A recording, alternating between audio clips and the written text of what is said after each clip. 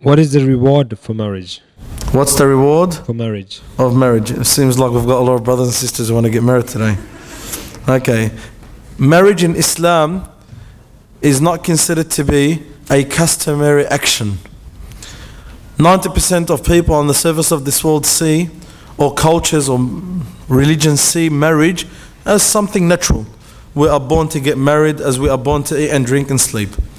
And that's why it's treated as a customary practice. Islam does not see marriage as a customary practice. Islam sees marriage as a form of worship. Okay? Islam sees marriage as a form of worship. And that's why earlier when I was speaking in my lecture, I said the concept of worship in Islam is a lot more vaster, a lot more broader, a lot more wider than what we see it. Islam does not see worship as just praying or fasting or going to the mosque or reading the Quran. But every good deed you do in your life is considered to be worship. Amongst those good actions that Islam honors, Islam indeed honors and values and treasures, is marriage. And that's why Nabi sallallahu alayhi wa sallam says in the hadith, whoever gets married had completed half their religion. And Nabi did not even say that for the salah, or did not even say that for hajj, or did not even say that for siyam.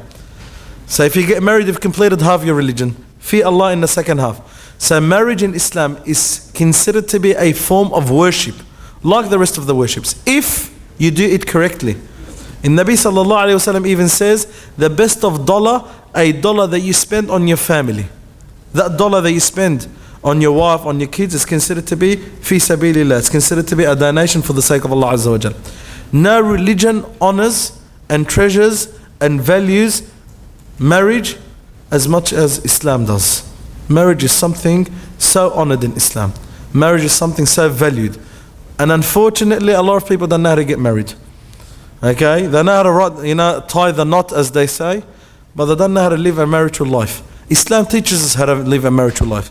And one of the things that we do in Australia is that we always hold these courses regarding marriage course. We teach people, to understand what they're getting themselves into. And unfortunately, marriage is also a form of jihad, which the word in Arabic, jihad, means striving and sacrificing for the cause of Allah. Not just dying. Dying, that's one way. Okay, on a battlefield, that's one form of jihad. But the word jihad in Arabic means that you strive, you sacrifice for a good cause. And that's Islam. So Islam sees marriage as a form of jihad, which means when you strive and sacrifice to make this marriage a successful marriage, then you get the reward of a mujahid. Because marriage will never be successful if you don't strive. Marriage will never be successful if you don't sacrifice for it. Marriage will never be successful if the two parties don't come to an agreement and two parties work with one another.